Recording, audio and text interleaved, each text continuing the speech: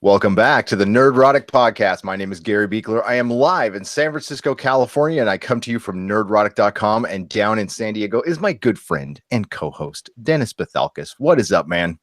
Nothing much. This is kind of a little special that we've got going on today because, the alienist kind of sucked. Yeah, suck is a strong word. Yeah, it is a It strong kind of word. did. It was It just kind of boring. did. Yeah, Peter, it wasn't. It didn't grab me. It didn't suck me in. So yeah, it did suck because it didn't suck. Does that make any sense? It's a really pretty looking show. Well done. Pretty well acted, but the sets and the costumes are amazing. But that does not make a show, no, unfortunately. They put a ton of money into that too, as far as sets are concerned. I know they built yeah, up this entire town in like Budapest or wherever the hell they were, and not Budapest. It was some Eastern European place. Not Budapest. What the fuck? Yeah. So we're gonna talk about instead of like digging on a show, we just don't cover it. And that's going to happen from time to time.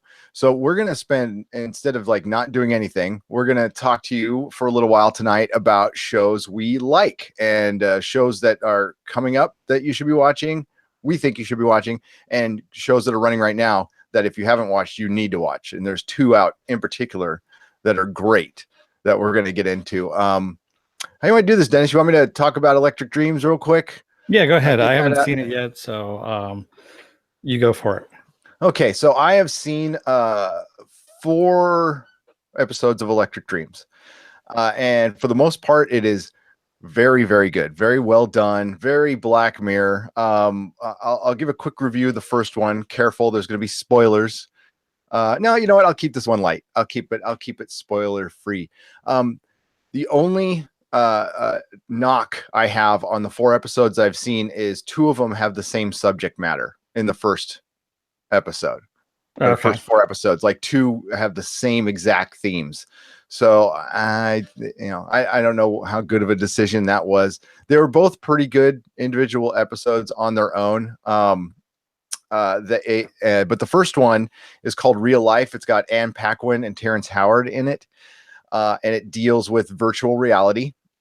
And it starts out with a female cop in the future who is recovering. She had a massacre. Some massacre happened in her department where a bunch of cops died, and she's one of the only survivors. So she's got survivor's guilt, and she's given by her girlfriend a VR thing where you just take a vacation, where you've got nodes in your head, right, and you just pop it on, and you become somebody else, but you become them. And I'm not spoiling anything. This is just the basic premise. You become them through your subconscious. So it's not preset. It's just like, this is a vacation you take. It's going to make it around your subconscious. So no 2 vacations are the same. And her subconscious creates another reality where she is Terrence Howard. She's a CEO of a big tech company and a billionaire who had something tragic happen to him. So you go back and forth between these 2 characters, and you start losing, like, wait a minute, who's the main? It's almost like the alternate reality thing we've been really covering in almost every show. So it's so hot right now. It's almost like they plan this out, like they trend scout and talk to the same company, and because they do. Okay. Yeah. That's what happens. If you notice a lot of repeating themes in Hollywood, it's because they're all ripping each other off. Okay. And it's all at the same time. And sometimes it happens naturally. Sometimes it's just in the ether, and that's how the creative process works. And then sometimes it's just damn near it's on purpose. So, but this episode was really good. It was written by Ronald Moore of Battlestar Galactica. Anne Paquin, who is Rogue, and Terrence Howard, who is Rhodey, the original Rhodey, were great in it. And this was, while a little bit predictable, I won't ruin the end. It was my favorite episode of the 4 I watched. Really well done. I'll probably watch it again. The twists and turns weren't, it was still kind of predictable, like where they were going to go, but I have read entirely too many comics and watched entirely a lot of Twilight Zone episodes. So you just see that stuff coming, but still very good. I highly, highly recommend it. Watching Philip K. Dick's Electric Dreams.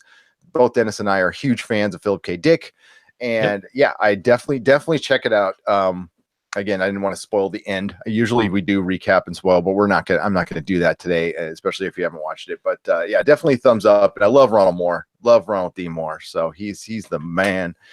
And Anne Paquin, I've got a soft spot in my heart for her because I met her at a X-Men 3. Yes, that wonderful movie.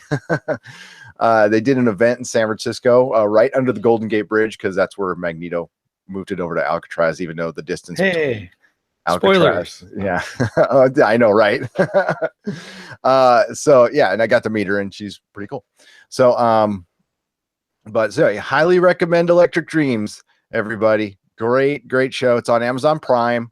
Cost a couple bucks, but it's worth it. The quality is top notch, and hopefully we get more. Hopefully get a lot more. And I got to watch the last couple episodes as well. And what's up, everybody in the chat? We got RoboBrain 10,000, Darian, and no, there's Dennis. Hi, Dennis. And Raymond. Hey. What's up, guys and gals or people? Hello. Sorry, don't want to assume genders or anything.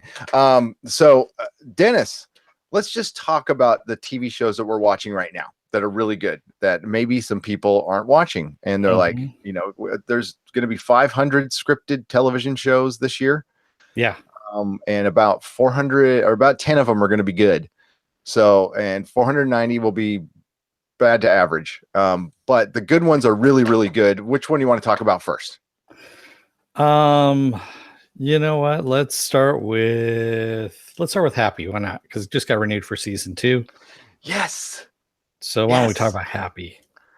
Happy renewed for season 2. That is such good news. And I think this, it's doing pretty well in ratings.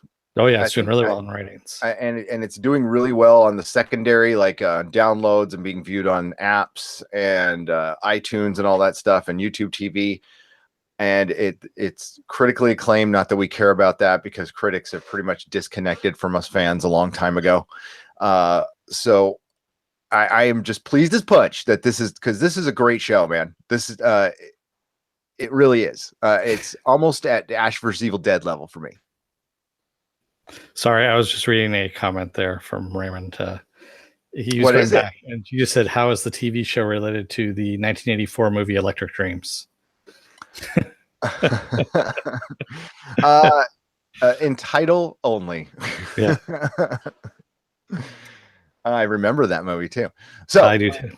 Yeah, Dennis. Yes. So Happy. I'm sorry. Repeat your question again one more time. I got distracted. No, I'm sorry. We're on a podcast together, and we're supposed to be talking to each other. And thanks, Dennis. I was just, I got distracted. It was funny. Easily distracted, huh? Happy. Talk about Happy.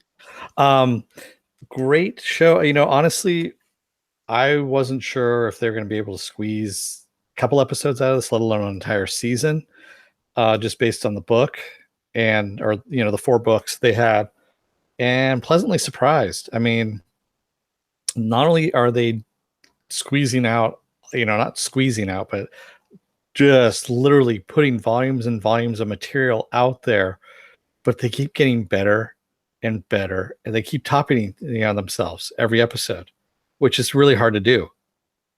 And it's unlike anything I've seen on TV. I think I've said that, especially the whole bug orgy stuff from the last episode. And yeah, just amazing stuff, and pushing a lot of boundaries too. A lot of boundaries on this. Well, yeah, specifically, we got it's a hitman followed around by a kid's imaginary friend. The imaginary friend is trying to find a little girl, which turns out to be the hitman's daughter. The hitman is Nick Sachs, who used to be kind of a super cop, a crooked super cop, but like a decent guy who had something very traumatic happen to him, and it broke his spirit. And this was right before he found out his wife was pregnant, who he was cheating on with his partner. Yeah. And and he's played by Christopher Maloney of what is it, Law and Order? Law and Order, yeah. Oz. He's been in tons of stuff. So yep. But I think a lot of folk will know him from Oz or Law and Order. Yeah. He is so freaking funny in this, and you would think that the flying digital imaginary unicorn jackass voiced by Patton Oswalt will be annoying, and it's not. Happy is a fully fleshed out character that you feel bad for and and yeah. And every time they go to kind of give you a little bit of background on Happy, it gets interrupted. Yeah, there's a lot more to it. So they've expanded so much on the comics, but I mean, just to give you an idea of what kind of show this is, yes, it's tough to watch something Christmassy after Christmas, but this like breaks that mold. And this will be your required Christmas viewing. This is going to go right up there with Elf and Die Hard and Christmas Vacation. Yeah, it's gonna go right up there. And one my favorite scene in it is when he was, I don't know, Happy was doing something and he sees a bunch of dildos, and one's a rainbow one. He's all, oh, are those the magic carrots that make the reindeer fly? or Happy doing a bunch of coke. Yeah, and or I don't know. Yeah, I'd have to say mine is just recently was having the mom strapped to the front of him and the kid strapped to the back of him as he's killing people. I don't know why, but it was wrong, and at the same time just really damn funny. Oh, the kid behind him when he's shooting a bunch of people, yeah, the kid behind him all finger guns. Yeah. That's a little insight to your character, Dennis. There you go. Yeah. Robo Brain 10,000 says, so Nick's wife got molested by the bug orgy, right? We don't know. Well, I don't know how she didn't. She was in the middle of the group and screaming and had hands all over. So yeah, and she was also getting smacked in the face by dildos too. So yeah, lots of Me Too going on there. Yeah. So yeah, it's hilarious, but it's got heart. And it's disturbing too, and disturbing as hell. Especially last episode was so disturbing. We had Nick in a bench or something like that, bent over naked with a ball gag in his mouth, and there's a character named Smoothie, and we find out why he's called Smoothie, and it's a very literal name. Don't give it away. There's some people who haven't seen it. There's actually Jordan who says he's going to start watching right after this. So. Well, I mean, he could have been smoothly shaved. That's all I'm talking about. So, yeah. And if you haven't watched it, like, watch it. There's you can watch it on Sci-Fi. You can watch it on the Sci-Fi app. You can get it on YouTube TV. There's a free trial, I believe, with YouTube TV. There's free trials everywhere, so you can watch it on Sling. Get your free trial for 7 days there. That's live, or I think you can watch it after it airs on Sling's on-demand function. And with YouTube TV, you can DVR and record it. It's a lot like your DirecTV now. If you're I'm doing the beta, so if you're a cord cutter like I am, I know we recap TV, but I am a cord cutter. Yeah, there's lots of ways to watch it. Please pay to watch it though, okay? Because for one, my friend co-created Happy, and we have a wonderful friend, Catherine Lafrere, who is on the show, who hopefully will continue to get paid for this show for a long time. So will be joining us in some form or other on our next Happy podcast on Wednesday. She messaged me, and when by the way, this podcast is going to go until my wife gets to BART, and I have to go pick her up. So that should be another half hour or so. Yeah. So great show. You got to watch it. We say it every podcast. It's one of those rare podcasts where we have had nothing negative to say about it. Yeah. It's just like our Ash vs. Evil Dead or Westworld podcast or Expanse, where we're just like, damn, just another good show. And it's Taboo. Taboo. Mr. Robot. There's so much good stuff out there. But yeah, what have we got in the comments there, D? That was actually the last comment there was by RoboBrain 10,000. But also Jordan said, love your guys' stuff. First time catching it live. Definitely going to start Happy after this. Thank you, Jordan. Thank you. Blasted Heath. I just have to ask you, Blasted Heath, are you also Angry Geek by any chance on IO9? You have the same icon on there, so that's why I'm just wondering if you are. He says, "Greetings, Earth creatures." Don't assume that I'm from Earth. Exactly. Don't assume my earthlingness or whatever. No, just kidding. What's up? Richard Jones asks, any news on Taboo season 2? Yes. Go ahead. Stephen DeKnight is currently writing the scripts. He just directed some. Is he doing a Pacific Rim? Did I hear he was doing Pacific Rim too? I don't know if it's directed it or something. Yeah, I know Pacific Rim 2. One of those guys. He's on press junket for that, and it was kind of rumored. It was just because he put out a tweet saying up and away that he was going to be doing Man of Steel too, but he's not. He said he's not. He's actually working on the Taboo script, and it was Venom that delayed it, so it's going to be out in about another year.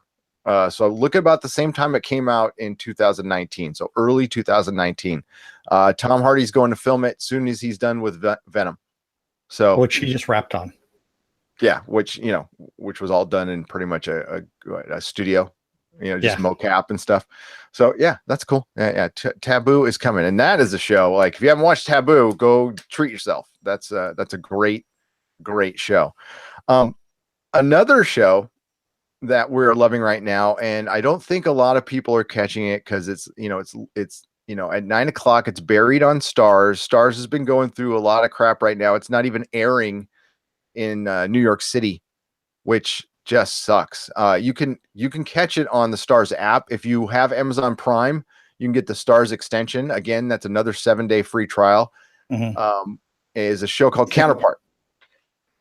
Same thing with DirecTV Now. You can get the Stars add-on and watch it that way. Yeah, I think it's even on Hulu as well. But we're talking about Counterpart, and that's with J.K. Simmons. And I know this one's a hard sell because from the outside, it might look drab and boring, but just check out the trailer. That's all we ask. Go on YouTube, check out the Counterpart trailer, and then you'll want to watch the show. You'll absolutely. We were sold on the trailer, and the trailer delivered. The first episode delivers. It really does. And the second episode was it just keeps it moving. Like it really does. Unlike The Alienist, which had a great trailer and just kind of, and maybe it's going to turn into something great, but we're not going to wait around to find out. Counterpart gets going from the get-go, and it is about, it's a alternate reality spy thriller. So you described this one. Think Cold War. Only you have two. It's Fringe essentially. You have the Cold War alternate realities, but they're working together, and there's a doorway between the two worlds. It happened. So what happened was there was one reality, and then 30 years ago there was an experiment that split the reality into two. And so now there's counterparts on both sides, and there's a doorway in Berlin, and they have agents that come through, and excuse me. Basically, we have one agent that has come through, and he says that there is a kill order out, a kill list from his side, and he doesn't know why, and he's there to stop it, supposedly. But he has some conditions that need to be met first. And mainly those involved using his counterpart. Yeah. So everybody has, we assume everybody has a double. This accident happened 30 years ago. And as Dennis said, it was one reality that split into two. And as time goes on, the realities started diverging.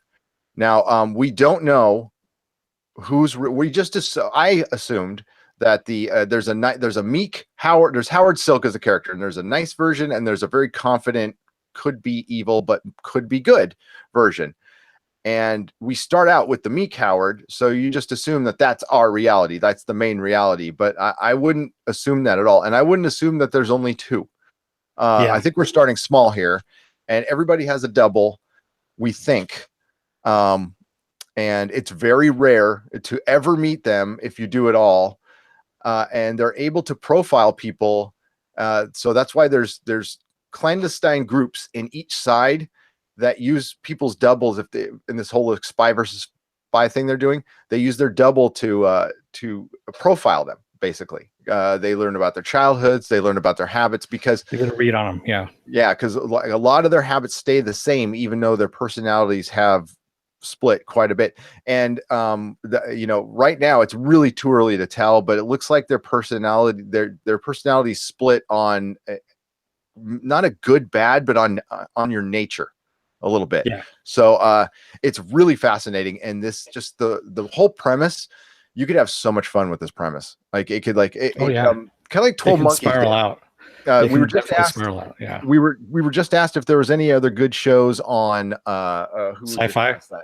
On Sci-Fi. Eric. Yeah. Other than Happy, the answer is yes. There was 12 Monkeys was on Sci-Fi, right? Oh, yeah. It ended, but it's really worth watching. It's a really good show. Krypton's the final season hasn't aired yet, so they are going to air the final season. Okay, they're going to air it all at once, right? Yeah, so they're going to definitely. But if you haven't watched 12 Monkeys, there's 3 seasons out there to go watch and catch up on. That's really, really good. Krypton's coming up in March, and then of course The Expanse, which is the best science fiction show on television running right now. So yeah, just to answer that question. But if you're not watching Counterpart, and J.K. Simmons is so damn good. He convinces you he's 2 different people sitting in the same room, and the whole doubling they do is pretty seamless. It's pretty tricky how they do that. I like that. They do a great job. Jordan says, Counterpart completely flew over my head. Only heard of it the day the first episode aired. This has got to be the big next show. It completely sucked me in both episodes. J.K. Simmons' performance is so impressive. Yeah, we agree on that. Definitely. Jordan, you are very wise. No, the marketing for that was utterly horrible. I had not heard of it at all, and then Dennis and I were crunching our schedule, and we're like, "Damn, our February looks kind of light. What do you want to cover?" And Dennis just said, check this out. Yeah, I had put the trailer up on Facebook, and I completely forgot about it because it aired like a month or 2 ago, and completely forgot about it. And then we were going through and looking at what do we need to do, and I was like, "Oh yeah, Counterpart. That actually looked pretty good." And so I was telling Gary, "Let's take a look at the trailer on that one." And he's like, "Oh yeah, okay, let's watch that definitely." Yeah, it was weird. The premiere aired December 18th, and then like if we would have watched it back then, I'd have been like, kind of like blue balls. I'd have been pissed. So I'm glad I waited because they didn't. And then they just re-aired it on the 21st. So we're only into episode 2. Again, you always want to pay for stuff, but on this one, like, do what you got to do to watch this show because it's good. Yeah, and you're right, Jordan. Like people, maybe in a few months, it's gonna be like when you like a hipster with a band. You're like, oh, I was the first to get into them before, way before anybody loved. I was into them before there was a them. Yeah. So, Jordan says, it kind of took me. I kind of took it as everything up until 30 years ago is the same, but then people born after the split may not have a double. Yeah, see, that's interesting too. And who doesn't have a double, and does that make you weirdly unique in some way? God, I don't want to spoil anything because they've already let out some pretty big information at the end of the second episode, which they needed to do. But they let out a lot. I don't know if you saw the trailer during the Alien Nest. They had the trailer, the commercial for Counterpart, and they let some scenes in. I was like, oh, what's that? Oh, I've seen both trailers that are out. So yeah, there's a lot of stuff going on. Yeah. It's cool. And it does remind me a little bit of 12 Monkeys and just how well it was made and how they take the premise and just do really fun things with the premise. Yeah. And a show that looks, again, aesthetically, it looks kind of drab, but it's not. It's a fun show. There is funny moments. Confident Howard is badass and he's got a good sense of humor. So it looks stark, but it's not. It's a really fun. It's got a 1984 feel. There's like some weird analog recording equipment in the background and old computers. So yeah, you don't quite know what time it is and where you are. I mean, there is cell phones, but that's the only giveaway. Yeah. So it keeps you, and that's the kind of shows Dennis and I love. Yeah, like little puzzle. It's like a game of Go. It's what it's based on. It's the game Go. So as well as it's done well. You can't have this. Oh, you know what? We're just going to make this up as we go along. J.J. Abrams. And Fly Without a Script or what they call a show Bible and try and wing it. It just doesn't work that way. You need to actually have these things planned out. Kind of like one of our other shows that we really like on HBO, Westworld. Yeah, Westworld. I don't know where they were going in the beginning, and J.J. Abrams is attached to this, but only as an executive producer, which I keep forgetting. But they were so happy with the production, and it got rumored as a production delay and usually you assume that's for bad reasons, but no, they were like, no, this is really good. We need to make sure we do this right. And they mapped out 5 seasons. So, and I have no doubt, I think 5 seasons might be too short for this show. I'll be happy with it, with whatever they do, but and we're getting that in the summer. So that's a good thing. That's a very, very good thing. It's coming out this year. So, and we were worried about that. But I don't know, Dennis, the best show coming up in Feb is still, I mean, all respect to Happy, Ash vs. Evil Dead. Yeah, we got a little Twitter thing today, and they're starting to promote it finally. And what sucks is, like, again, Stars isn't being showed in New York City. Yeah. That I cannot believe that, man. Oh God, that sucks for them. Yeah, the little thing that came out today was actually pretty damn funny. It was Ash's parenting advice. Mm-hmm. And just hilarious. He's like, so what do you do when they're going to go out and drink and screw and just, do drugs? And he goes, well, you go out and join them. You're going to let them have all the fun. Yeah, don't let them hog all the drugs. Yeah, great parenting advice there. Sure, whatever. And I like how they referenced the drink from season 2. Yeah, yes. Dude, this season 3 is going to be different because they're missing not Talpert, but the other guy who bailed. I keep forgetting his name. So we'll see, like, tonally how different it is, and they're not going to be on the road, like they have been. They're going to be in Michigan at the high school, pretty much. So this looks pretty fun, though. It looks really, really cool, and the show has not let me down. I liked first season more than I liked second season. Second season was still pretty badass. Had just kind of that slightly weird ending. You can tell that they changed, and there was creative differences. That's why they lost one of the show creators, but still, like, better than any show on TV. And they're only half-hour episodes, and like Happy, they fit so much within an episode. It just makes you wonder, like, how much time on, like, just your average show is spent, like, how can we fill time here just to get to this point? Exactly. And it's like Apple Crow, yes, you did miss the Electric Dreams bit at the very beginning. And do you want to answer Jordan's question there? Do you have your chat up? Let me see what Jordan's question is. Have we seen Black Lightning? We have seen Black Lightning. I have seen Black Lightning. Dennis has seen Black Lightning. Yeah. It's all right. It's pretty good. The problem is it's, like, on a night that we can't cover. I unfortunately have a day job, not this week, but I got a day job, and I cannot podcast every night because I got wife and kids and house and all that stuff. But and we generally don't do CW stuff. We are going to break that rule a little bit with because Constantine's going to show up for a couple episodes, and that's a show I loved, and I love Matt Ryan. But yeah, our whole CW thing is nothing against it. It's pretty good. I kind of stopped watching CW stuff, but it wasn't because it was bad. I just got out of the habit, and now there's so much of it, and so many people cover that stuff anyway that I figure, we try to cover stuff that not a lot of people cover. So I'm pretty much the only one that watches CW out of our group all the time. John watches it. John watches. He doesn't watch as much as you do, but he watches The Flash. Yeah, he watches The Flash. So he doesn't watch. I watch all of them. So yeah, so doing a solo one for me would just be kind of boring, honestly. Like, yeah, I like it. Okay, how's that? There we go. We're done. It would be pretty boring, actually. Yeah, but the first Black Lightning was it was pretty good. The only thing that bugged me about it was the same thing that bugged Dennis was kind of the editing was kind of weird on it. Yeah, the editing was off a little bit. That was the only thing. Everything else was cool.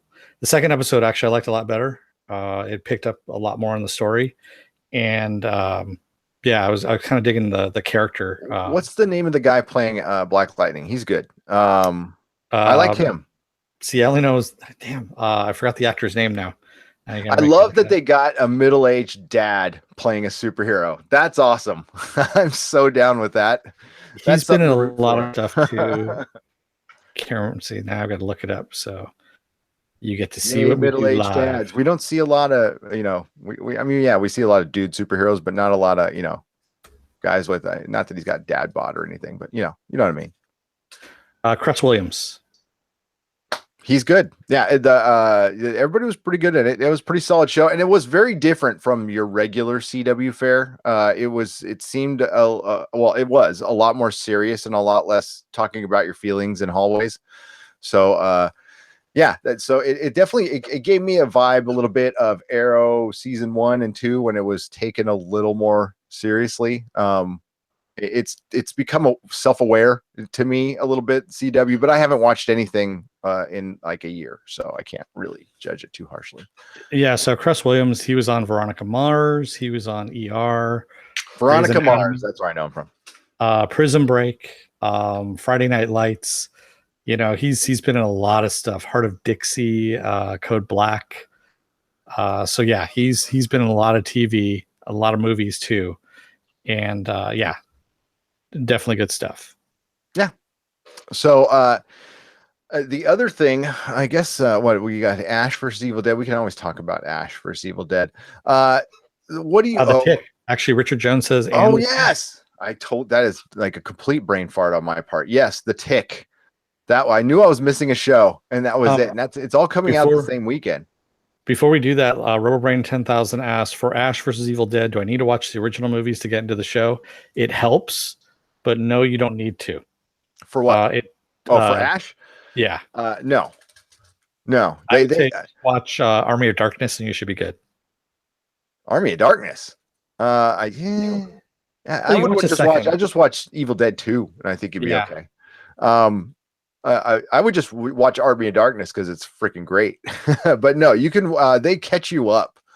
They pretty much assume that you haven't seen the show, and that's how they start you off. So you're like, it's Ash basically in retirement, or like I've got 2 more days before I'm retired, and then Ash does something really, really stupid. Well, they recently just did an interview with him, and the way Sam Raimi now has said what this is every 5,000 years or so, good and evil have a battle royale. Basically, you bring your best fighter, we bring our best fighter, and whoever dukes it out wins. And so evil brings out their big fighter, and good is so confident that evil is inherently bad and will get beaten all the time. They bring just a regular average schmo who is Ash this time around to do the fighting. So he's just your average run-of-the-mill schlub. Yeah. That's what this whole thing's about. In the TV series, what happens is Ash is still working his job, the same job he's been working in all the movies, and he gets stoned and does something really stupid and brings on the apocalypse. It's pretty funny. It's pretty funny. And Hey, oh wow. Thank you, Richard. Thank you, Richard. Jones. That's a good time to bring up. We have super chat. So if you see the little $sign, you want to leave us a tip, that's cool. We got 1,000 subscribers around the end of last year. Thank you very much, everybody who subscribed. You guys are awesome. This has been such a kick. I can't believe that we have subscribers. A little over a year ago, we didn't. So this has been lots of fun. Ash does something really. Oops, sorry. He was asking also, he says on your guys' Patreon, what does per creation mean? Per creation. Did I write per creation, Richard? I gotta go back and look. It probably means. Did somebody go in and edit that for me? I didn't. Did John go in and edit it? I haven't touched it. I'm gonna have to look and see what that means. Basically, what happens is, it means a procreation for our content. So we have to hit a certain amount. This is what I loosely believe it means. So we have our level at $200, and once it gets to $200, we start giving you guys exclusive content. But here's a little secret: we're going to give you guys exclusive content like real soon. We're not going to wait till it gets to $200. It's all yours. But yeah, what happens is when you sign up for Patreon, you get charged. If you say if you donate $2, it's $2 a month. So you get charged $2 a month, and then you don't get charged until we create something. So I haven't created anything yet. So if you go to our Patreon yet, you're not getting charged yet. And once I start creating stuff and you get charged, then I send out your gifts. And I've got all your gifts ready to go. There's 3 different tiers. You can check them out. It's patreon.com/nerdrotic. There's a $1 one where you get to suggest a video, and then there's another tier where you get some comic books, and then there's another tier where you get comic books and a mystery box of comic or toys, t-shirts, comic books. I used to own a comic store. I've got tons of stuff, and think of Loot Crate, but with vintage stuff. There you go, like that. Hope that answers your question. Nice. And I got to really look. I got to study more on that. So I got the week off, so I can do it. Sorry, I mean to interrupt your Army of Dark or your Ash versus Evil Dead. I forgot what I was saying, so we can go on. All right. So Eric Barley asks, "Is The Runaways good?" I'm gonna leave that to you guys because you guys asked. Yes. Thank you, Raymond, by the way, for the $5 donation. Raymond, wow, thanks. I appreciate that. If you got a question, Raymond, just shoot it. We'll answer it. Yes, it's very good. It's slow in parts, but for Josh Schwartz, who usually does the OC and that's what he was worried about. Yeah, if you're not into those, it's very un-Josh Schwartz. It does have those moments, okay? It definitely does, but he really tempers that down, and it's very much like the comic. So, and the comic is very teen drama. I mean, that's what it is. But this is done well, and they expand on the parents a little more. So that makes things more interesting. It's not just in the comic book, it's pretty black and white with the kids and the parents. It's kids good, parents bad. It's a little more dicey in the show, which makes it a lot more interesting. It could have done some things better, but it's worth your time. It's definitely worth your time. All right. Raymond asks, which comic store did you run? I live in SF2, so I must have passed by.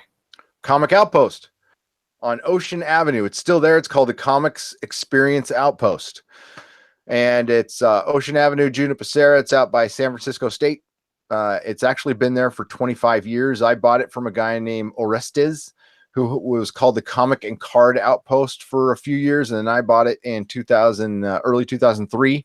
Sold it in 2013, so I had it for 10 years. And yeah, it's still there. As a matter of fact, it looks pretty much the same as when I left it. Yeah, and if you walk inside and when you turn around and you look over the top of the door, there's a gigantic Galactus painting with a Silver Surfer statue up there. I painted that Galactus painting that's up there. Yep. I needed a background for my life-size Silver Surfer from Rise of the Silver Surfer that I bought for $200 from a movie theater. And yeah, that's still there. It doesn't look exactly like how I left it because I don't like, as you can see in my office, my store was a lot like this. I don't like blank walls. My philosophy I've been doing retailer for 30 years. I used to work in record stores back in the day when they existed. Yes, when they had vinyl. And I used to run video rental departments for the warehouse. So I've been retailing kind of all my life. So my whole philosophy in the store was, even if you didn't buy something at my comic shop, I wanted it to be worth the trip. I wanted you to come in, hang out for a while, be in awe. I would put Amazing Spider-Man 1 through 600 out of my collection up on the wall in order, so you could just look at it. We had a Spider-Man museum with all my Spider-Man collection that I rented out next door to have for a few months. That cost me a fortune. And we used to do events there all the time. We'd premiere TV shows, and that's where we started podcasting. We started we had a We Have Issues podcast back in 2008, 2009. It was a big long table with 12 people all talking over each other. Yeah, it was terrible. I'm glad you can never hear those again. So yeah. Except for Roger. Roger's, yeah. Well, that was Roger's response. I mean, yeah. But we love Roger. We love Roger. Yes, we do. Wow, man, 2 super chats. That's great. Yes, thank you. So we were talking about the Tick. That's what we were going Yes, about. yes. The Tick. Great show. If you haven't seen it, it is based on the comic. As we've said before, there's no bad version of this out there right now. Every version that's come out, cartoon, the live action show that was on Fox before, now the live action show that's on Amazon, the comic, all of it's good. It's one of the rare formats where it's good all the way across the board. And again, this show, this iteration is being run by Ben Edlund.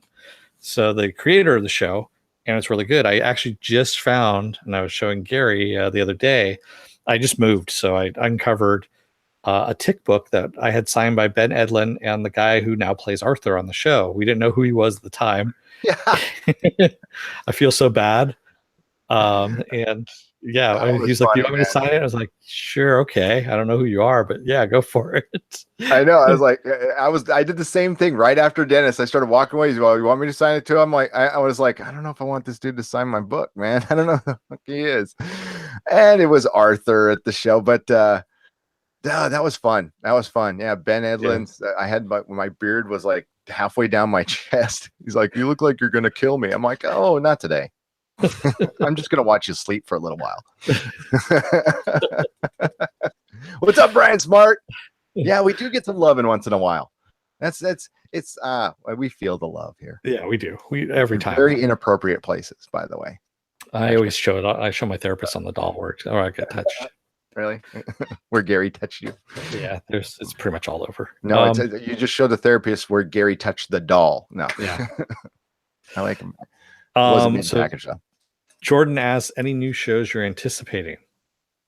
Oh God, yeah, Krypton. Yes, Krypton. Krypton, which is going to be on Sci-Fi. I think that's going to be really, really good. Of course, the Tick, which you're talking about, that's going to be amazing. Yeah. Which I already got. Yeah, that got a season 2 as well. So this is like the second half of season 1. And oh God, if you haven't seen that is probably the best comic book adaptation like ever. If you want to talk about adapting a comic book perfectly from page to screen, I can't think of anything better than the Tick. I'd like to hear. Happy's coming close, but Happy expanded, yeah. Which is so did this. I mean, the Tick did as well. It did. No, I mean, but it does with some of the villains, and it's got a little more heart than the comic does. But yeah, Happy, the Tick, and Ash vs. Evil Dead are kind of like on our TV Mount Rushmore. That's kind of like what we love, throw a Westworld up there too, but just kind of funny, dark comedies, parody kind of, I don't know, man. The thing is, they always end up getting axed too early, everything. I fully believe that Amazon will stick with Tick. I don't think they will screw over the Tick. So I'm happy that that's where they are. And The Boys is going there too. And The Boys is a show I'm looking for. Oh yeah. The Boys. Yeah, definitely. I'm looking forward to that as well. Sorry, I'm going to murder your name. KL Santa Rosa says, I hope Shane Black can revive the Predator franchise. Excuse me. Yes, I do too, because, I love Shane Black. Everything Shane Black has done so far has been really good. Well, the exception of The Good Guys. The Good Guys was the only thing that was kind of but everything else was good. I mean, so yeah, I'm definitely looking. Matt McCoy, that's who that is. Your buddy Matt McCoy. Oh, it's Matt. What's up, Matt? Yeah, I think Matt and I have talked about this. He knows that I'm a Predator guy. Okay, I'm a big time Predator guy. So I want this to be good. But then somebody put up a picture and kind of ruined it for me. There's a picture of the cast of the original Predator, and then they put up the picture of this cast of this Predator, and just without knowing any of the plot, you just go, what? Because the Jesse Ventura and Carl Weathers and Arnold Schwarzenegger, and then you got like Keel or whatever that one of the comedian Olivia Munn, and I didn't see our boy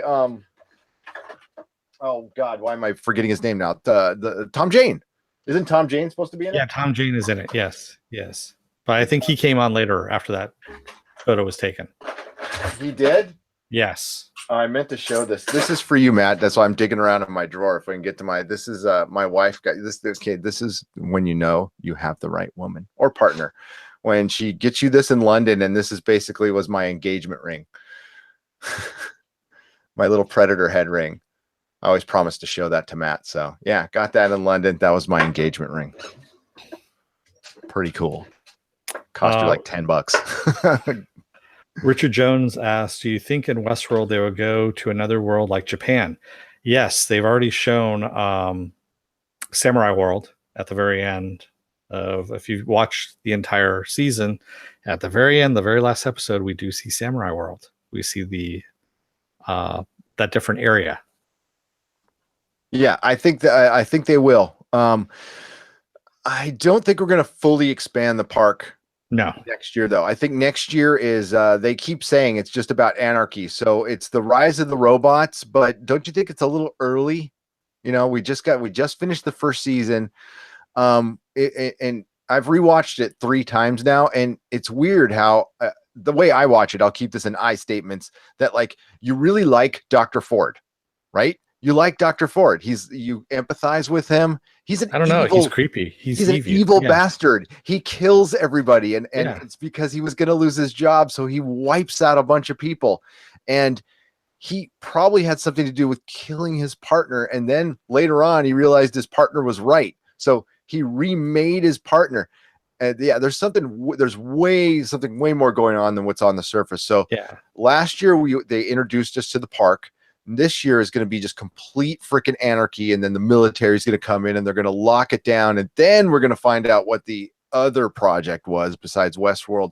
But I don't think we're going to leave Westworld yet. I don't think we just got one season and done. I think they're going to like rally, bring somebody else in charge. I'm pretty sure Tess Thompson's character survived, and Ed Harris obviously survived, and Jimmy Simpson's coming back for season 2, so we're going to get more flashbacks, obviously. Or Ford made a copy of him, or this is all a digital simulation. If you want to hear all our crazy theories, we did podcasts for him. That was one of our first recap shows, and we had some crazy ones. So yeah, they're just crazy. There's our Mr. Robot theories, and also this show is actually a direct sequel to the 1970s Westworld movie. That's why Yul Brynner, you see him kind of fuzzy in the background down in the basement in storage. He's down there. So yes, this is a direct sequel to that movie. Because you could say that whole movie took place during the Dolores Massacre. Like that took place somewhere else in the park while the Dolores Massacre was going. Yeah, totally. I could see that. So yeah, I'm definitely looking forward to season 2 when that comes out. Let's see here. But like back to Predator real quick. Yeah. So with the Shane Black thing, do you think it's going to take place during Christmas? Yeah, it's got to. Shane Black. I heard the which explains that cast a little bit, because again, if you see the old cast, you see the modern cast, it's a little cringy. But it's supposed to take place like in suburbia, which would be really interesting. If you did like a kind of a Tremors approach to the Predator, I think that could be really fun. And if you do it in that Shane Black way, he's very good at doing the adventure comedy, you know, but the adventure is first. I guess a lot of people bag on Iron Man 3. A lot of people do. I don't. I liked Iron Man 3. I dug Iron Man 3. I actually liked it a lot. It was fun. Yeah, it was way better than Iron Man 2, you know, and I kind of like that movie too. But yeah, some people have bagged on it.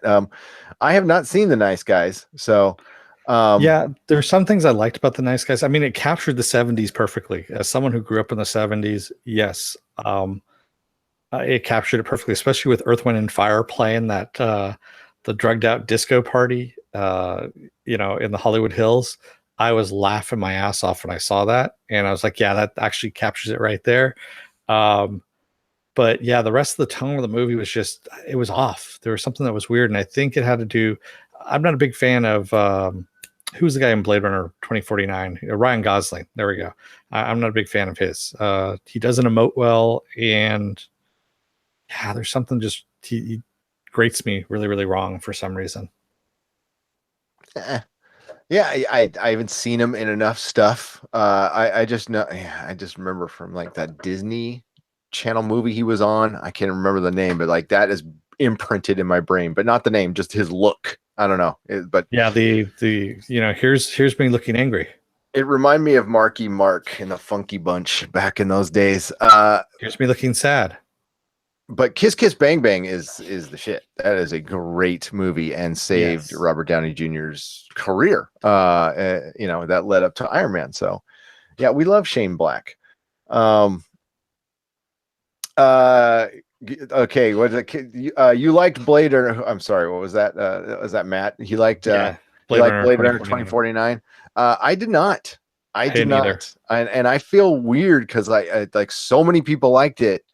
And people I trust, liked it. So, maybe I missed the boat, but I saw that, and my wife and I are huge original Blade Runner fans, and it just was too long. It wasn't terrible. It was a lot of French horn farts, and it was really like, I'm gonna walk up to the door for like 5 minutes now, and I've already heard this because I reviewed this on a podcast way back, and I've already heard like, oh, that's what the first one was like. It's like, whoa, Junior. I saw the first one in the movie theater. I'm one of the few people. I know a lot of people said that, but I'm actually 48. I can remember who I went with. My friend Doug Johnson. My mom took me because it was a rated R movie, and I saw the original cinematic version with the voiceover and the happy ending. And that's the version I like. I walked out of that movie just like, it changed how I looked at movies. It taught me style, and I didn't know what noir was. And, again, I was 12, and I just, I wanted to put on trench coat all the time. Like to this day, I still wear trench coats. It's my favorite thing to wear because of Blade Runner. It was an influential movie in my life. And I liked all the recuts. I thought it was fun to see. But maybe I'm one of the few people who likes the happy ending and hates the Decker's a replicant thing. So maybe that's why I didn't like the movie. So if you really think about it, Blade Runner fans, him being a replicant makes the movie kind of pointless. It does. It's kind of like if you think of Indiana Jones, if you take Indiana Jones out of it completely, the same thing happens no matter what, because the Nazis end up killing themselves because they open up the Ark and they burn themselves to death. And yeah, but that was still good. Yeah. It was still good, but you're right. He didn't really do anything except get back together with Marion and then bail on her, but have Mutt. So maybe it would have been better if he didn't go. Actually, now that I think about it, Raiders of the Lost Ark, still my all-time favorite movie. But Blade Runner, yeah, him not being human, yeah, it's robot fighting robot. You know what I mean? It's just, I know a lot of people disagree with me.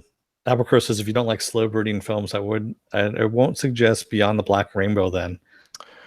Well, now you've suggested it by saying it. What is it? What's Beyond the Black Rainbow? I like some slow burn movies. I mean, Apocalypse Now, that's one of the slowest burn movies of all time. Love that movie. One of my favorites is a Jim Jarmusch movie called Dead Man with Johnny Depp, set in the late 1800s. And you want to talk about slow burn? That one's a slow burn, but I love it. It's really, really good. A lot of people didn't like that movie though. Shot in black and white too. There's nothing wrong with black and white. No, there's nothing wrong with black and white. Except when it's a comic, unfortunately. They just don't sell unless they're Walking Dead. It's death for a comic, unfortunately. Raymond asks, what do you think about Spielberg coming back to direct Indy 5 for the 2020 release? Yeah, I had flashbacks of SMH. Shake my head. You know what? As long as George Lucas isn't writing the script, I think we're okay. We have a chance. Yeah. Spielberg can't blame it on Lucas this time. You know what? Why not? Give him a crack. Hey, Spielberg was God up until 80, right up to The Color Purple. He's done a couple great things after that, but like before that, like everything he touched was gold. Everything he executive produced was gold and good. It didn't always succeed, but it was good. And then he just he did. The guy does a lot of work, and he's still a nerd god, even though he's grown past us and become elite. What's up? Yeah, Matt, I have seen that South Park episode of Lucas and Spielberg raping Indy. Yes, that is a classic and a little over the top, but true. You don't want to hear my Spielberg theory on how Kate Capshaw, Yoko Ono'd him and made him adopt 15 kids and then turned him into an elitist, and we lost him. He used to be like down here with us, but now he's in an ivory tower. Well, you know what? This is an odd numbered Indiana Jones, so it means it should be good. Oh. Remember that with the Trek movies? Yeah. It's an even Trek, so it'll be good. Brian Smart says, what about Netflix upcoming show Altered Carbon? Gonna check it out. Forward to it. Yeah. Gonna check it out for sure. And we will talk about it probably on a Friday night podcast. We'll cover it. Has it come out yet, or is it coming out? It's coming out February, I think the beginning of February, like February 2nd or something like that, fairly soon.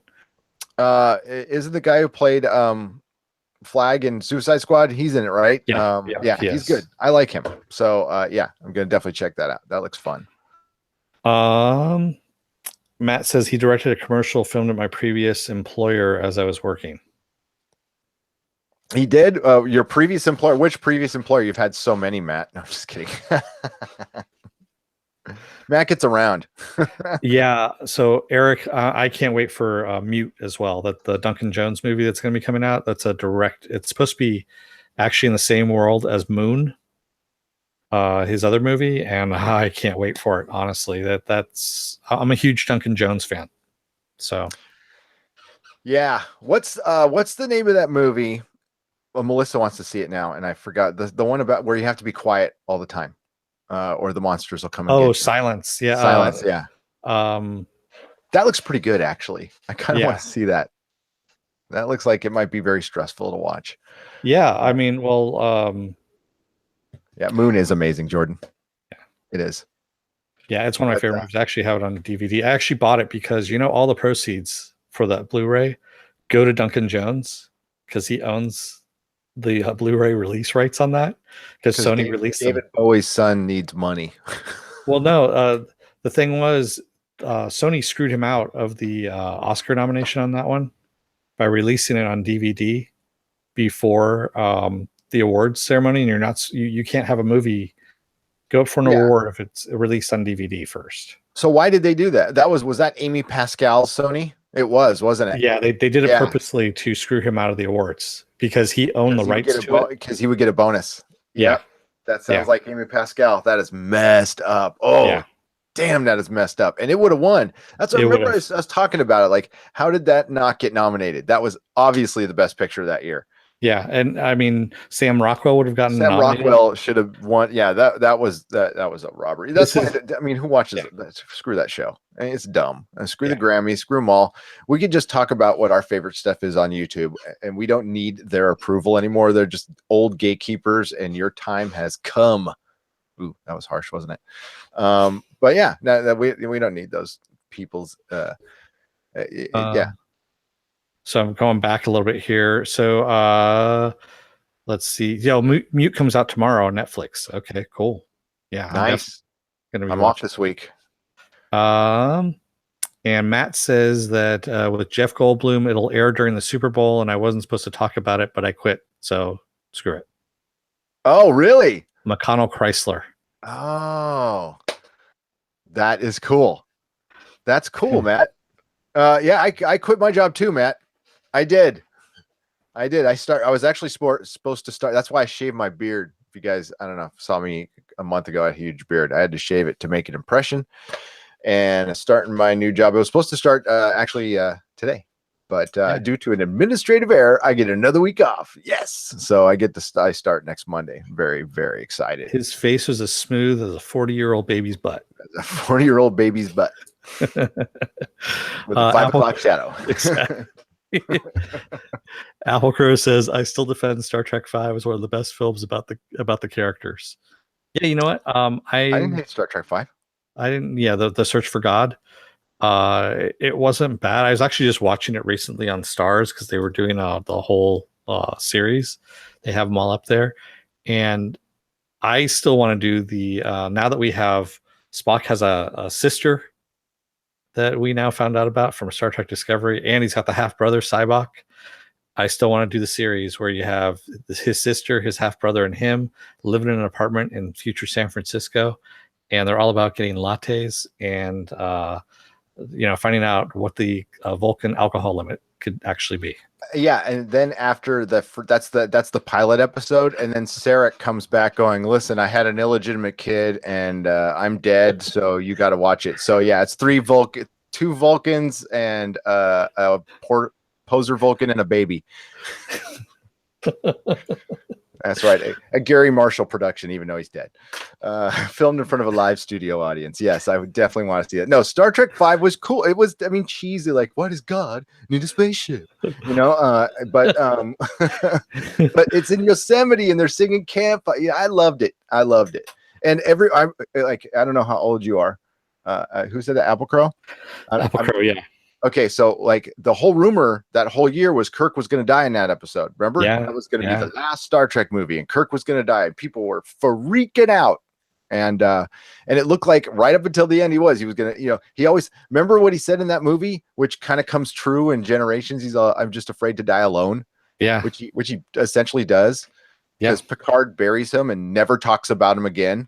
Yep. Generations. He's like, it doesn't go to number one. He's all, hey, I met Captain Kirk in the Nexus. Like, you think that would be a big thing to bring up? He's all, nope, number one, go Berber, carry on. I'm going to recite some poetry.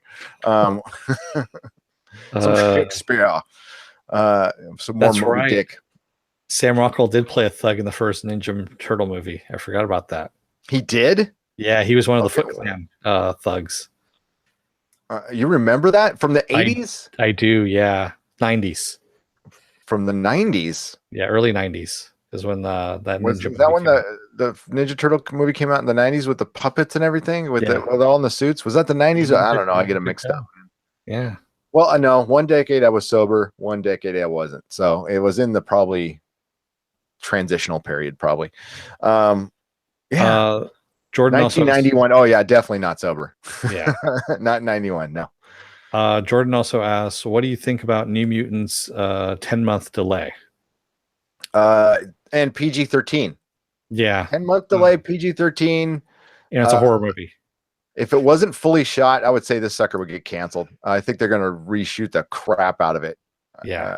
It does not sound good. And Gambit got canceled again. I mean, it's still going on, but they got rid of a director, or they changed the release date. It's done. Yeah, it's bad.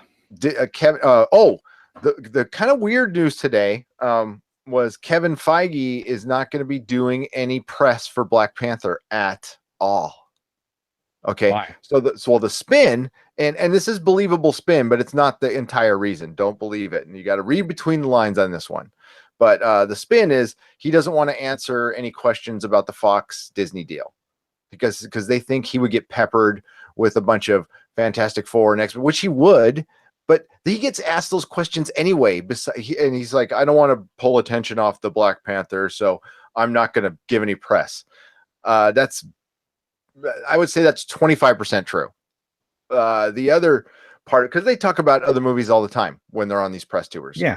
They talk about Infinity War for Thor. So why all of a sudden for this movie is he not coming out and doing any press? The president of Marvel not talking about Black Panther. I have my theories. I'm just going to ask you to read between the lines on that one. I think that's the reason. I think it's a little bit about the Fox and Disney and a lot of other bit about, we'll say he doesn't want to talk politics. We'll say that. And that I don't blame him for, because it could get dicey. So, yeah. I don't think so. I know you don't think so, but I know so. I know so. But he also doesn't want to talk about Fox Disney, which sucks. But that also tells you that this isn't a done deal with Fox Disney. It's not even close to being done. Jody, sorry, this did kind of turn into like a Friday night podcast. That's just because we didn't want to do the Alienist. The Alienist kind of bored both of us, so we said we're not going to do it, and we decided to do one of these things until Gary has to go pick up his wife, which looks like she's delayed. She should be. Oh yeah, dude, did she message me? Oh, she did. Okay, yeah, we got to end this right now. So Okay. here she just can't. No, wait, she didn't. Okay, no, we got a couple more minutes. She has not landed yet. Yeah. So I think the real reason, Kevin Feige, it's so because somebody asked in the quotes. I'll tell you what I think the real reason is, and I think it's actually a good reason.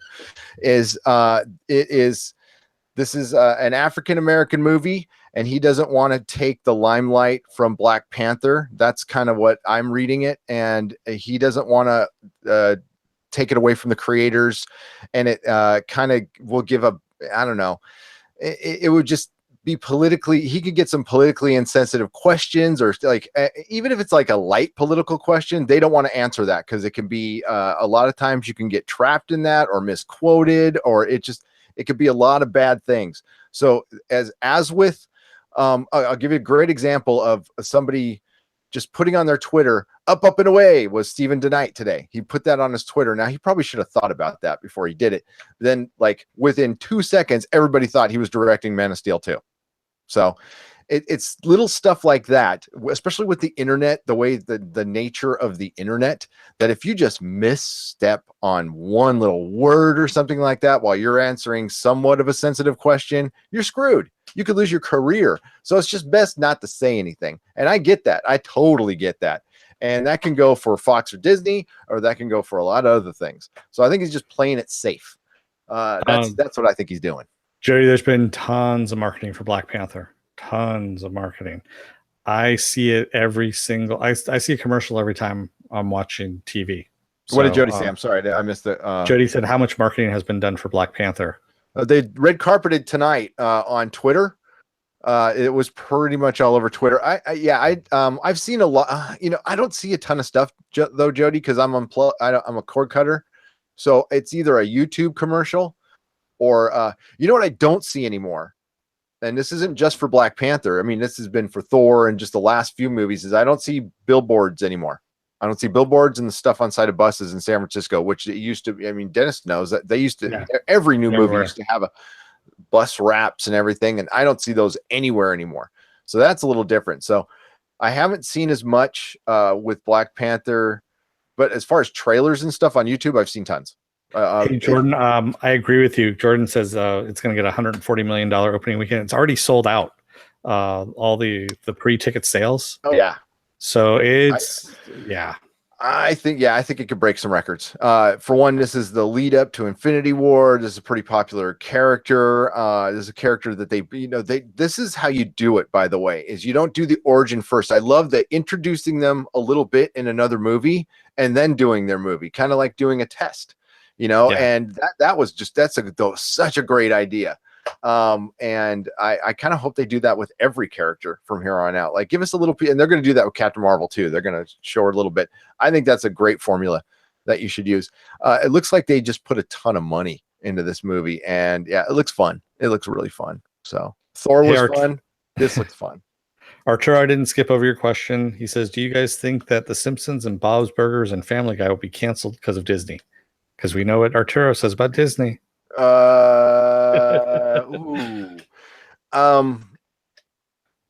I think that The Simpsons will be okay. The other two, I think they might. Actually, I heard it put in a good perspective is that they're not canceling the Fox channel. It's going to stay there. They're still going to need content to run on there.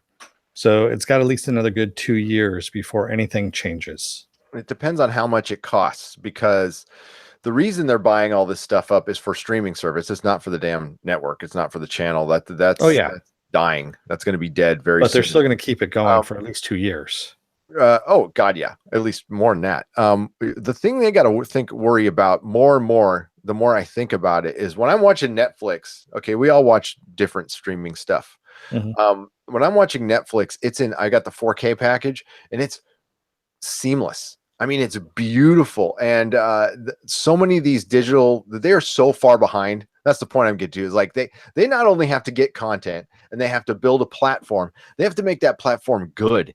And that's not an easy thing to do. Netflix has patents on a lot of stuff that they can't use. Yep. You know, certain menus, certain algorithms, they own that crap. So that's why Netflix comes out and goes, yeah, we're not worried about Disney, because they're not.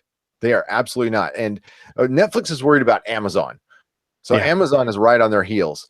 And then Hulu, you know, Hulu now, if Disney decides, because they're currently working on their own digital platform. John, our co-host, is working on it, has worked on it. But Dennis and I theorized that Hulu was part of this Fox deal, and I think that they're just going to take over Hulu, which does have a very good platform. It's not, I don't know if it's in 4K yet though. That's going to take a lot of work, a lot of bandwidth. It's not going to take too much work. It's going to take some money, but Disney has that, so I think it shouldn't be too It's big going of to an take a order. ton of work. It's not as easy as you think. There's a lot of stuff that gets involved in that, and again, you can't use everything because you don't own it. Because True. Netflix went and bought. Now you can do something by changing something a little bit, and then you won't be breaking the patent on it. But it's really freaking hard. It is. I told you I used to work for Technicolor, and they tried to outsource that stuff, and they couldn't. It didn't work. It was a huge failure. It has to be done here for a lot of reasons. But you can't be cheap with metadata. It's in programming. It's crazy. So Jody says, hold the phone. Are you saying that Fox Disney deal is a done deal? I mean, in the sense the government signed off on it? No. hell no. Oh, hell no. No. I think I think a lot of people are assuming it's going to happen, and I wouldn't. We're not going to know for 2 years. It's going to take 2 years minimum. Yeah, So it's what was it? It took like 5 years for one of those big deals to go through, and I can't remember which one it was. Just well, Star Wars, you know, and you know, Marvel were instant because they were just properties. I mean, yeah, you're dealing with, you know, FCC and government regulations and monopoly laws, and not just monopoly laws here. Then they got to have to get the EU approval too. And this is all locked in with Sky. So yeah, there's a lot of stuff going on. But you know, I think we'll get some X-Men and Marvel movies, though. I think they're what they'll do is work a side deal while they're working this deal, and you'll get like some cameos and fun stuff like that in the meantime. But yeah, it's the 2020 minimum before we see anything from it. yeah. Let's see here. Robo Brain says, I think I might get it might get the Young Justice treatment. It might live on the Disney streaming platform. Yeah. I'm actually looking forward to Young Justice season 3, by the way, coming out. I love the DC streaming platform. I think that's great.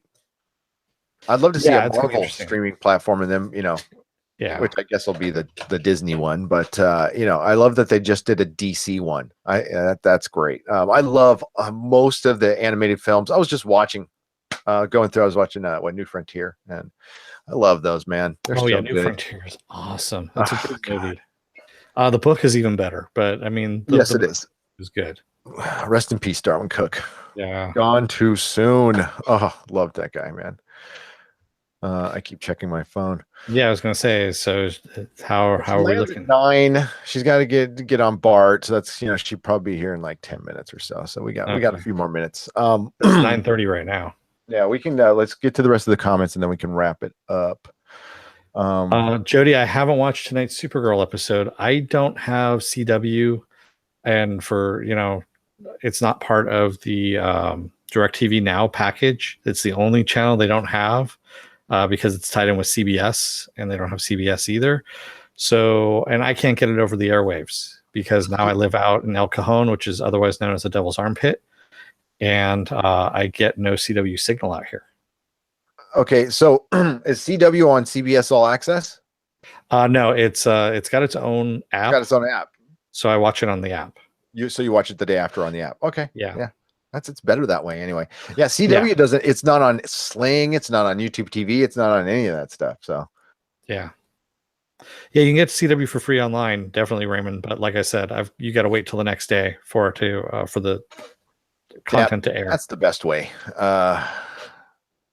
But yeah, Dennis likes the Supergirl. That's cool. Yeah, that's great. I like all of them actually. I mean, it's just some of them a little bit better than others. Arrow right now is on the bottom of my tier just because it's too mopey. It's too mopey. Is it back to being? Yeah. Yeah, For CW Mopey, or is it Arrow Mopey? it's Arrow Mopey. There's a difference. Okay.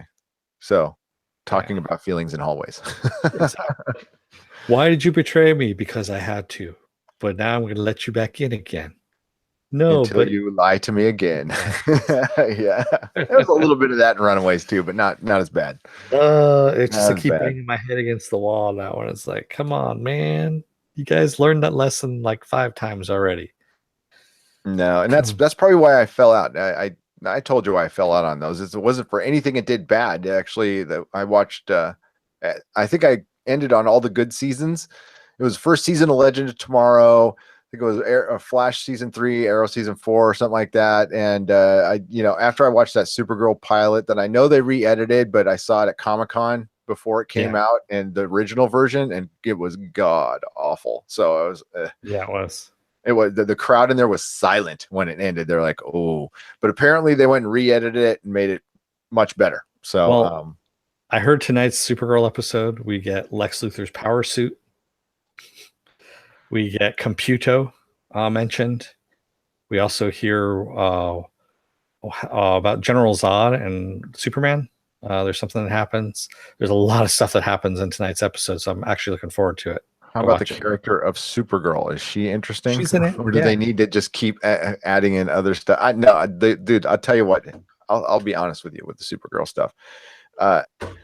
Women don't talk like that. The way they write her is so. I mean, I like I actually bought the comics and read the comics as a kid. I am a Superman and Supergirl fan. I hate her dialogue in that show. I cannot get over it. It's like fingernails on a chalkboard.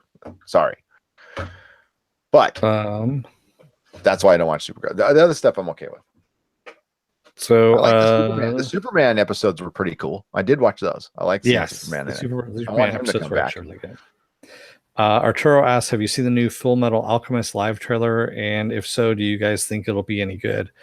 Yes, I have seen it. And yes, I think it's actually good. I heard good things about it. So I'm actually looking forward to it. I know, Gary, I don't know if you saw it or not. I saw it, and I'll check it out. It looks fun. It actually does.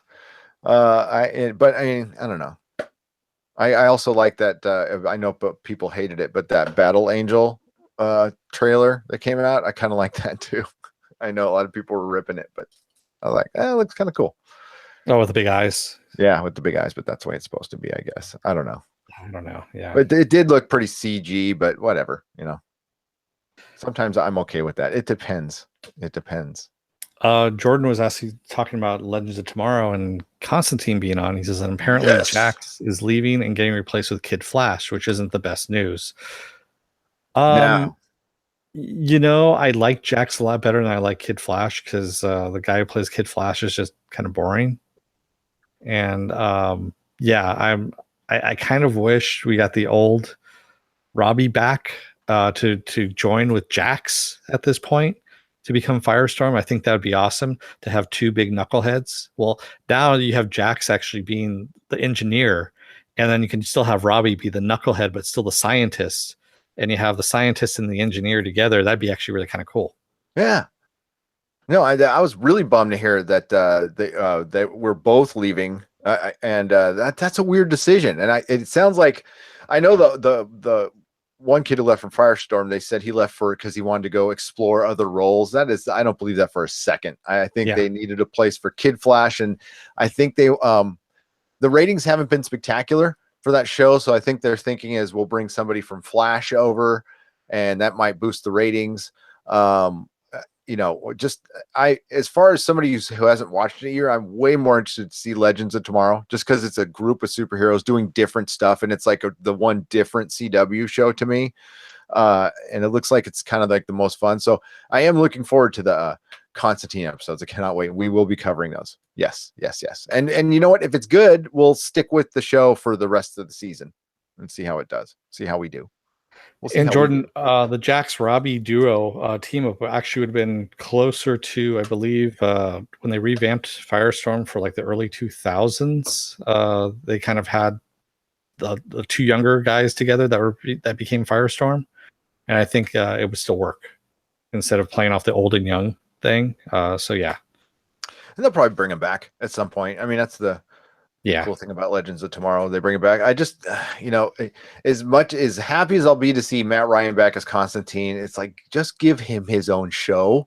I mean, for Christ's sake. I mean, don't put it on CW, please, God, no. But somebody but do it on the DC streaming service. Like, just set it up, and Maybe that's what make they're waiting shorter for. seasons. They could be waiting for Teen Titans to, once that comes out, see how it does. If it makes or breaks the streaming service, and go from there. I want to see a Dark Justice League too. I want to see the movie or a show or something. It's one of my favorite teams, and I love when the supernatural characters get together and do superhero stuff. So that's Warner Brothers' fault on that one. I mean, after Guillermo del Toro left, they had Doug Liman all lined up to do this. And then they kept dragging their feet on it. And Doug's like, you know what? I got something else I got to do. And he left. He actually went and did Edge of Tomorrow. He's actually doing the second Edge of Tomorrow as well. He's doing a sequel to it. Is it Edge of the Day After Tomorrow? I believe it's the Edge of Tomorrow that you can see from yesterday. You can see from yesterday? Tomorrow is today. Tomorrow Never Dies. Worst title of a movie, of a great movie. Yeah, what was it supposed to be called? Live, Die, Repeat, or something like that? Live, Die, Repeat was the original book name. They should have stuck with that. Yeah, a lot of people were saying that too, and yeah. No, that was a fun movie. I like that movie a lot. So yeah, especially since you got to see Tom Cruise die. Yeah. Good times. Melissa has not landed yet, and it's not Long Beach to San Francisco is like a minute. They don't even reach altitude. I'm sure she's just delayed or something like that. Jody, actually, I want to see Jonah Hex come back, because Jonah Hex belongs on the Legends of Tomorrow, like he was in the comics. Yes, Etrigan and Jason Blood would be awesome, but it would be too effects heavy, and I think it would break their bank. Yeah, on the CW, it would just be a dude for most of the time, and you see the demon for like 5 seconds. Yeah. You could almost see the budget countdown clock next to it. Okay, we got this for 10 seconds. Go. You see the money just kind of rolling. Yeah. Okay, we're done. And Cisa Mays, yes, I do like the Wonder Twins, and Gleek, the monkey. Yes. I would like to see them live action. Is a monkey, and it's also a little bit of spit that comes out of your mouth involuntarily, by the way. That's a Gleek. Is it? Yes, it is. Okay. There you go. You can wipe it off a little bit there. I got it on the screen. RoboBrain says Isis was such a letdown. They don't even use her hacking powers. Yeah, she just sits there and plays video games. Who was that? Isis. They brought in Isis. Remember from the old 70s TV show? And they didn't use her? They're not even really using her. She blows wind. That's what she does, dude. She blows wind. Too many jokes there, man. I know. Too many jokes. It's really bad. And then she sits down and plays video games. That's all she does. She's supposed to be a hacker from the future, and they don't use her for anything. Yeah. I don't know. Could a hacker from the future work on current computers? I mean, how many modern hackers? Well, I guess a lot of modern hackers probably still know DOS, but someday they won't. So yeah. Most anticipated comic book film out this year. Besides, oh my God, what's coming out this year? There's Black Panther. Well, it's Infinity War. I mean, it's such a boring answer, but Infinity War. Bloodshot. I'm kidding. Bloodshot's coming out this year. And shut up. I think made a Bloodshot movie. What? They are making a Bloodshot movie. Yeah. They are not. That's terrible. Yeah. It's such a boring answer, but yeah, Infinity War. Yeah, I'd love to see Infinity War as well. Yeah. And I'm really interested to see. I mean, like, yeah, because they're going to be messing with the Marvel Universe a lot. Yeah, I'm really interested to see what happens after Infinity War, where things go, what they do. And we're going to actually see the beginning of that with Black Panther. I think we saw a little bit with Thor, but we're going to see a lot with Black Panther. They've got a lot of future plans with him. So if you want to see what your mythical phase 4, which they have not announced yet, is going to be, Black Panther will be it. I think they'll be laying some of the groundwork for that. And the final groundwork for Infinity War. Jody said if they made Jason Blood to be out kind of like the Hulk, where he hulks out and instead he demons out, I think that'd be interesting. But if they go even further, I think if they made it so that when the demon erupted from him, it basically just kind of ripped his flesh and the demon kind of erupted from him, that would be interesting. But again, it would break their budget. on their special effects. And you know what they would do? I mean, because I'm a purist, I'd want it to be full on Kirby, Demon Yeah, Nitrogen. They would make it like he wouldn't have a costume and he would just be some genero demon, from their generic CG book, kind of like the demons from the Constantine movie, that just like look like human blobs running around, which I like the movie, but there's very generic demons in there. So they wouldn't use the like ridiculous costume, which I would want. Like, why the hell not? I've always wondered, like, okay, so you got like a blue guy who teleports, but you draw the line at costumes.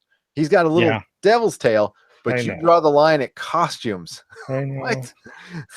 We want to keep it grounded with the blue teleporting mutant. Actually, that plays into our next question. Jody asked, they're delaying X-Men Dark Phoenix, right? They are not. They're That not. is I on just heard it's track. coming. Yeah, it's on No, track. we're hoping they delay it, but they haven't done it yet. They keep delaying all the other stuff that we like. Jordan asks, who do you think is going to die in Infinity War? A lot of people, because they're going to bring them all back again, but the ones that are going to stay dead, Iron Man and Cap. I think one of them is going to die and stay dead, and one of them is going to come back and then like retire, like move along. I think they should just, I know this sounds crazy, but recast them. I don't think they should kill anybody. Just recast. Do it like Bond. That's what I would start doing with your properties is do it like Bond. Don't have super interconnected stories. And that way you can, they were going to originally do that with Spider-Man. Like they had a plan for 9 Spider-Man movies and they were going to recast them every 3 movies. That was their big deal. I wish they would go back to that. Like nobody owns, Heath Ledger doesn't own the Joker. Robert Downey Jr. doesn't own Iron Man. Yeah, he was a great Iron Man, and I would definitely take time in between. And and there's always that propensity to go out and recast like a kid. I don't want to see kid Iron Man. He's Iron Man. Just recast another person later on, or in between, have Rhodey be Iron Man for a little while. Why not? It happens in the comics. Do it in the movies. Yeah. But I think they should recast that. But I agree with you that Cap and Iron Man are going to die. Yeah, I don't think they're going to kill Thor. I think they might have thought about it, but that last movie did pretty well. Yeah. So. Jody says, going back to the Etrigan thing, he says, should he erupt into flames and have the flesh melt into the demon form? No, the flesh should just shred off of him. I think that would actually, having the demon just like stretch it and burst out of it would be kind of disgusting. Just kind of like ripping a skin suit off. Yeah. Okay, like a snake. That'd be kind of cool. You would like take Tony Todd to play Deadman in the Dark Justice. That'd be cool. I love Deadman. It's such a weird character. I love Deadman. Boston Brand. Boston Brand is awesome. I actually have somewhere around here a figure of Deadman that glows in the dark. Oh, I want to see that.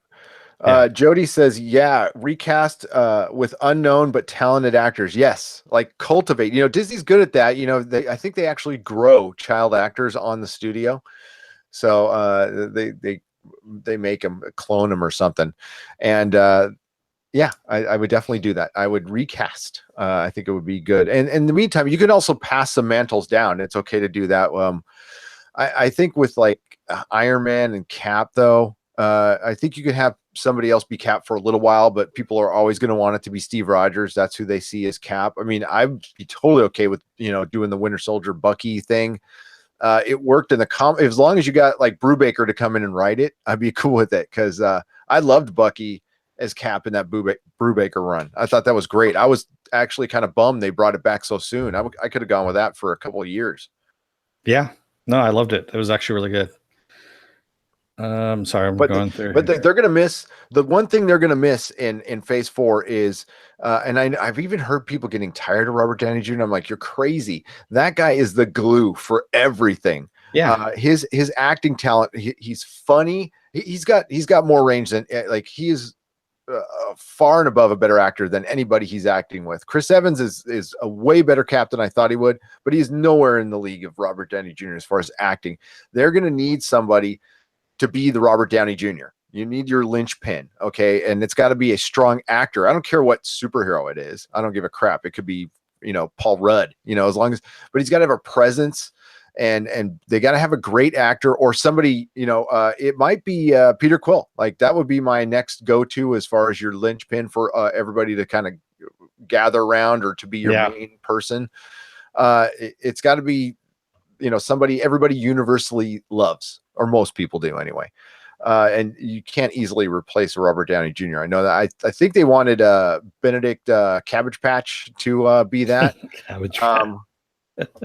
I think the only thing that hurts with his performance with Doctor Strange to me is I just wish he would just use his English accent.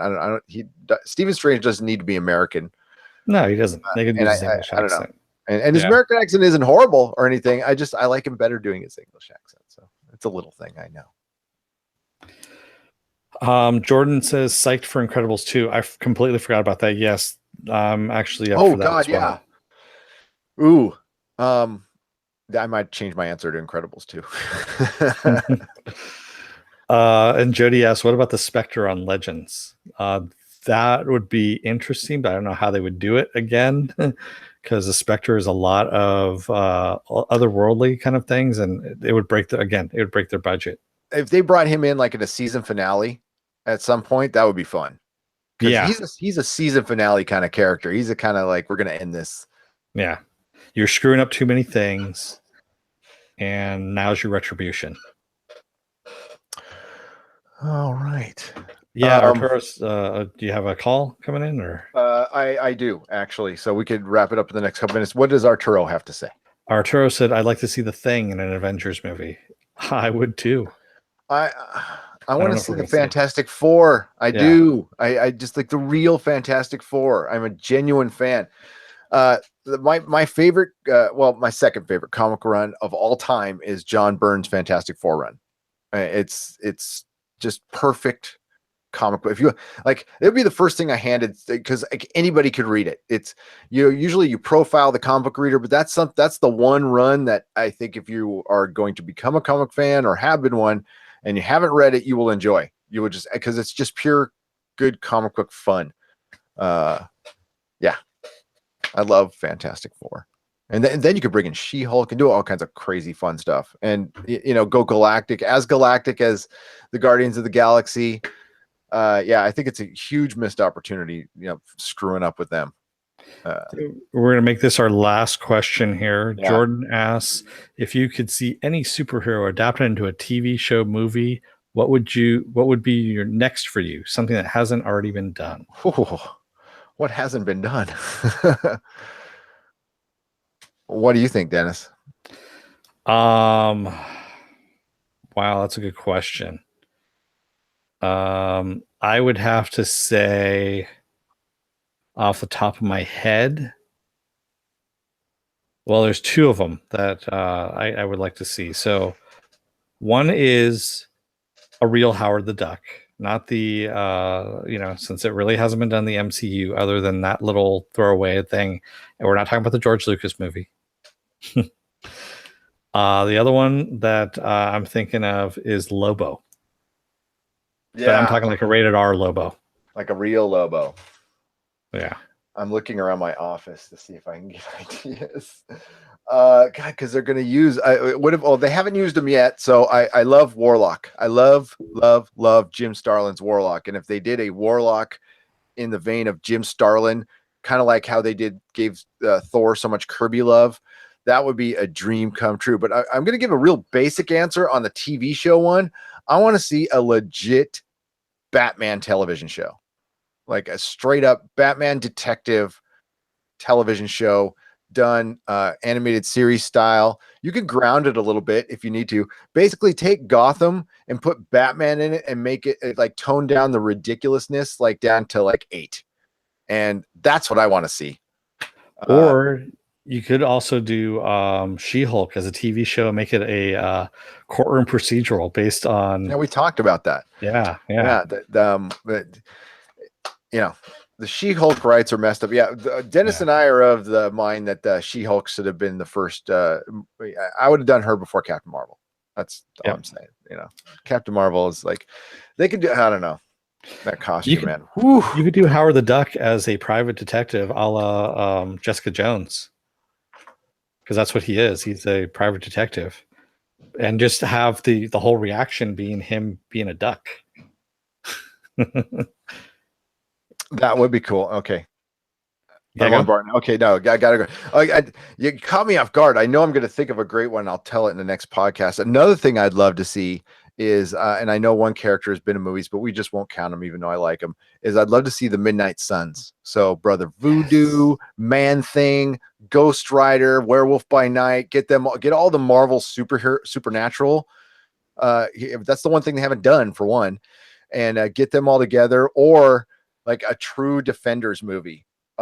Which is like the real Defenders, which is Doctor Strange, the Hulk, and Namor. Throw in Silver Surfer too for fun. That would, which was my favorite team. So I think that'd be awesome.